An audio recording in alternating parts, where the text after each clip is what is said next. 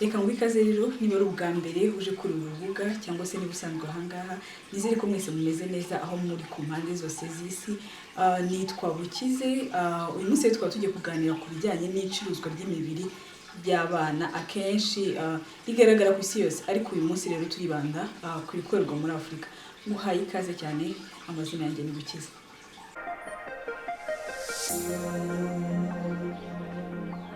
Kugira ngo rero ngire igitekerezo cyo gukora iyi video, nabonye article ivuga kuntu hari destinations, ibihugu bikomeje kugira icuruzwa ry'abana, kubikoramo nka business.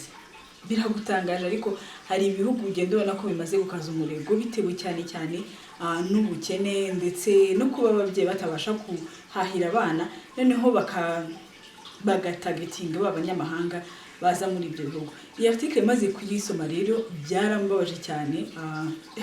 Bifata igihe kinini nkora research, yaba ari gusacinga wenda mu buryo bw'amashusho cyangwa se mu buryo bwanditse.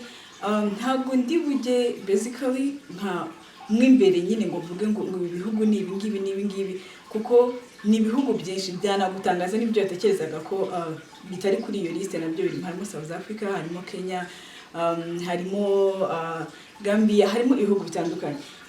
Kugira ngo rero twumvikane neza, hari ukuntu utekereza ko wenda kuba ibyo bihugu harimo nk'ababyeyi bemera gutanga abana babo nk'ibitambo ku bijyanye na sex, ushobora gutekereza ngo iwacu ntabwo bihaba n'iki byose, ariko ibyo bintu byose bitangira kuri cya kintu n'ubundi iwacu gihari cyitwa ngo kubyara inda zitateganyijwe.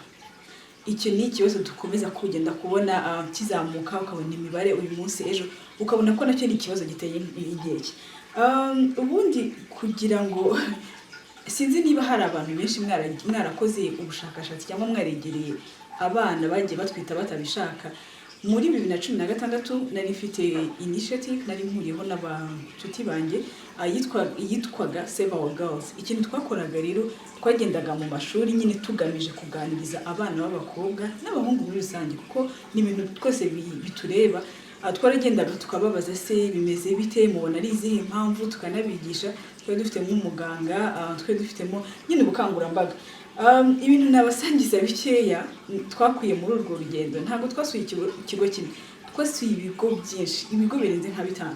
Ibintu 3 nabasangiza bishaka gutangaza mu bintu byatumaga abana muri zimwe abana impamvu batanga zituma bishora mu gusambana kugira ngo babone uko babaho cyangwa bikarangira batwise.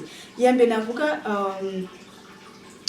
ni ijyanye nuko abana baba bashaka amandazi, bashaka ibyo kurya. Ugiye kuvuga ngo ni ibintu ibyo ni ibintu bisanzwe, n'amafaranga ni imirire. Ariko ikibazo abantu nyine bashaka ko batitaho, urabona mu burezi bwo mu Rwanda buriya bwa 9 years, ubundi bavuga ko bagaburira abana.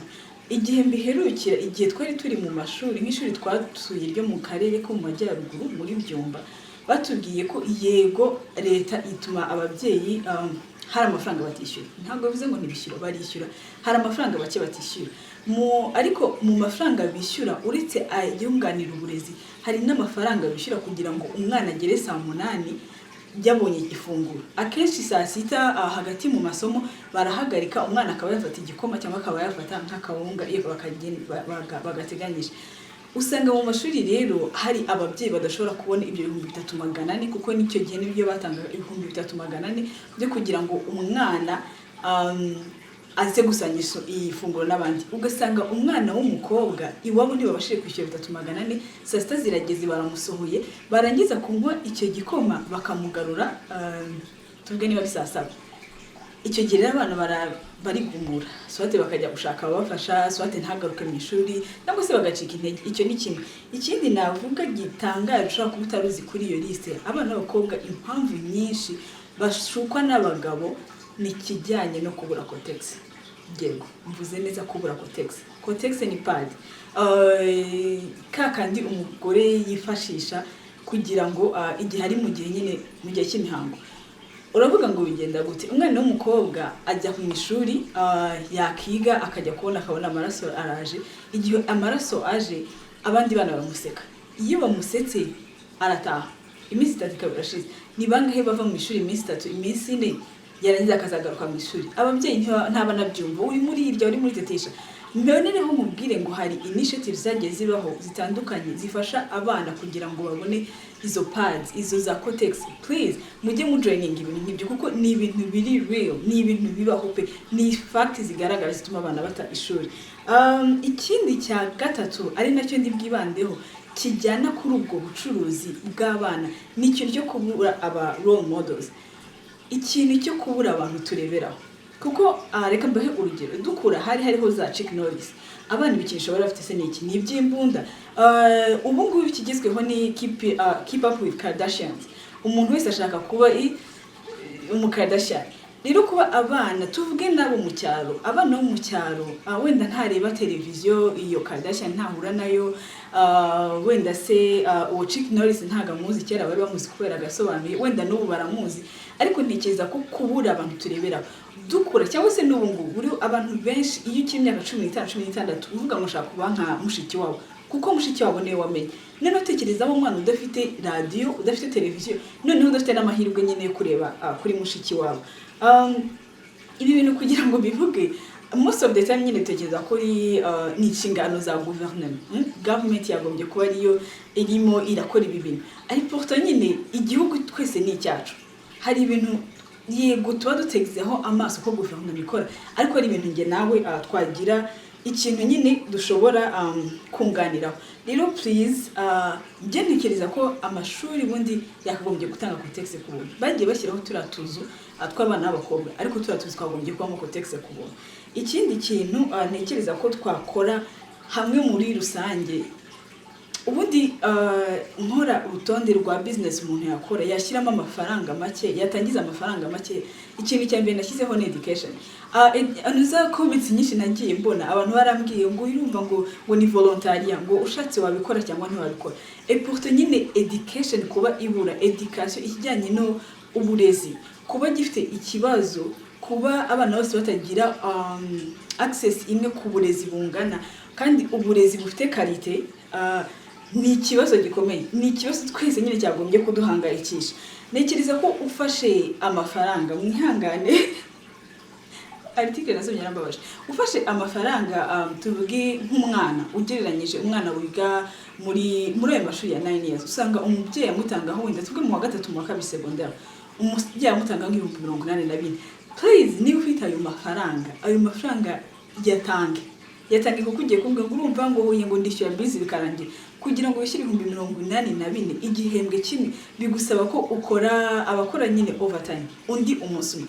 Kandi ntabwo yitegeko ko biba abana muziranye cyangwa se abana mu muryango wawe. Abantu benshi baba bumva okay ngiye umuryango wanjye ndawufasha nyohereza amafaranga, ukumva ko biba birarangiye. Yes, umuryango wawe urawufasha kohereza amafaranga, ariko amafaranga ni nka toys, ni nk'ibikinisho. Uzarebe abana babandi twita ngo babaki. Okay, twarebye muri filme basi. Babana twarebye muri filme usanga bafite ikibazo cyo mu mikurire. No kubera ko iwabo babimenyereye kubataho amafaranga. Amafaranga ntabwo ari solution. Aho ndimo ndagana ni kirero. Ni ikintu kijyanye n'ikintu cyitwa gusoma. Wowe umuntu uri kureba iyi video, ubutaha aho kugira ngo kopine wawe wohereza amadolari 500 mu Rwanda, umwohereza amadolari 500, uzafate amadolari 400 uyamwoherereze amadolari 100 yaguremo ibitabo. Kubera ko dukeneye baba role models navugaga. Tufate nko mu byaro abana, uwo mwana niba atazumva kuri radio, ntiyumva kuri television, please mureke du creating ama libraries, ibitabo byibura nibura gusoma. Niba usoma cyangwa se kwisi kujya kuri internet gushaka ikize ni information, we ntaga afite iyi telefone ngo abone information, we ntaga afite iyi telefone ngo ajye kuri Coursera, sibyo? We ntaga afite iyi telefone ngo ajye kuri YouTube, ariko byibura mureke dutangire umuco wo gusoma ibitabo tubijyana no muri abo bana, kuko abo bana okay ntashoboye kurya of course, ariko byibura niba adashoboye kurya nabe afite igitabo mu rugo, sibyo? Agume mu rugo ariko abona hafi ikintu gisa nk'igitabo, ikintu nyine ashobora guhugiraho, aho kugira ngo ahugire muri mu kujya kwiba muri drugs, kuko information iri mu gitabo. Igitabo iki gisanzwe ibitabo mu Rwanda birahari ibihumbi 10, uretse n'ibihumbi 10 hari n'iby'abantu baryamanye. Please mureke dutangize ama library niba dushaka gusova nyine abana bacu. Ikindi gift duhindure gift duhana, kumva ko uzaha umuntu iPhone 12 nabona igiye kuza that is not enough kuko umuntu umwe iyo abaye edika n'undi wese. Ikindi kintu ndi buvugeho uretse ibyo bintu by'ibitabo mukoreshe platforms zanyu sibyo kuba nkora izi videos wenda ushaka gutekereza anyway whatever is back your mind ikintu cyose kiri gutekereza. Icyo navuga nuko akantu gatoya ukoze akantu gatoya umuntu ubona info ubona ikintu kiguturukamo sibyo niba ari SMS niba ari Facebook murekera gusharinga memes ntabwo zizatuma abana ubucuruzi bakorerwa buhagarara. Stand up ku kintu wumva wizeye apana wizeye ikintu uzi ko kitari cyo. Gukora izi video zirimo ibintu bya education ibitabo n'iki byose ntabwo ari uko ndi umueditor mwiza wapi nta nubwo nzi kubivuga neza ibintu byinshi birimo amakosa ariko at least iyo mbonye message imwe mu bivuga ngo you doing amazing nekeza ko byibura hari support ndi gutanga mureke twere gutekereza ko ibintu byose ari government iri kubikora. Icyo ndi kubasaba ni iki rero abantu mwese mufite ibitabo yaba bahanze yaba mu Rwanda please DM unyandikire yaba ari muri comment yaba ari muri inbox umbwire kuri ibyo twabibona. Ibintu ndi kuvuga ntabwo ari ibintu nigisha ntakora. Uyu mwaka wonyine utangira 2020 nohereje mu Rwanda ibitabo bigera kuri 400. Dufite offer anyway dufite kuko sinyenge nyine abantu dukorana nabo mu gitantara partenaire dufite library muri Gakenke.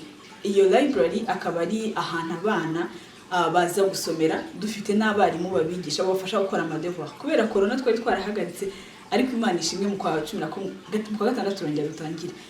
Dufite website turimo turubaka. Iyo website ikaba itanga amasomo ahugura nyine amasomo ntabwo ari rimwe guteranyaho kabiri ariko ni ikijumba kimuteranyije ikindi bibyara kangana. Ni ibintu nzabiviringa nyuma ntabwo ari ibintu nari nateganyije kuvugaho ubu ngubu ariko time is up. Igihe ni iki dukomba gukora ama library ntabwo ari ibintu bigoye urebye rent umuntu yishyura ku kwezi n'amafaranga makeya ntabwo ari ibintu nunguka pe ni ibintu by'ubuntu n'abana bigira ubuntu. Dufiteho na section y'abantu bakuru twigisha kwandika no gusoma nawe ni ibintu ushobora gukora. Niba ufite ibitabo wanyandikira tukareba ko twafungura library ya kabiri yaba ari he ahantu hose biri unlimited. Ikindi kandi navuga please n'abantu reaching out to abantu muvugana mugerageze kuvugana ibintu nyine bifite akamaro. Ntabwo ndi butazire rero ngo ndeke kujya ku ngingo ya mukuru navugaga ibijyanye n'abana rero bacuruzwa.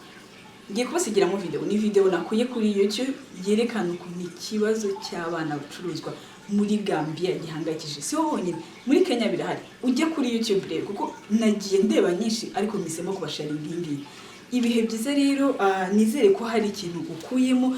Abana baragukeneye abana bakeneye ibiryo abana bari mu ishuri mureke duhagarike kupreminga rero leta ngo urumva ngo mu nteko ishinga amategeko ngo harimo ngo 7,000 by'aba nagari 7,000 ngo harimo 64% by'abagore ngo ariko nta kintu gikora. Ikibazo no kutacting ariko nanjye ntacting. Ibihe byiza rero nizere ko umeze neza Imana ibari. The Gambia, a small country in West Africa and a hot location for sex tourism.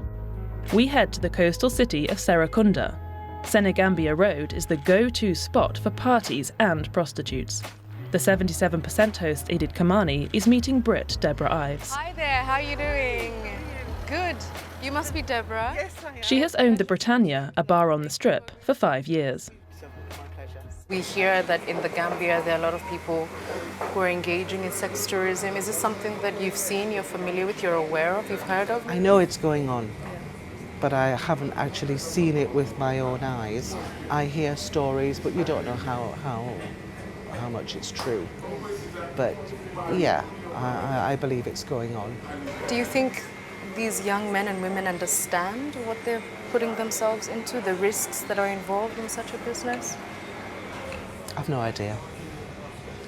I mean, I've never stopped to speak to anybody, call it what you like, a victim or whatever. But you see, some of them won't stop it because it's easy money. These girls, they want the new jeans, they want the earrings, they want a new wig, they want, you know, the lipsticks, but they also need to provide for the family. Deborah knows prostitution is going on, but she chooses to look the other way. Tourists bring in money after all. But is it really as simple as this? Sell your body to a stranger and afterwards hit the shops for a new pair of jeans? At night, the Britannia and other bars are buzzing with young locals and older tourists, both men and women. In the side streets, plenty of hotels offer rooms by the hour. It's the next morning, and we want to hear from the prostitutes themselves. Why do they do this, and how do they really feel about it?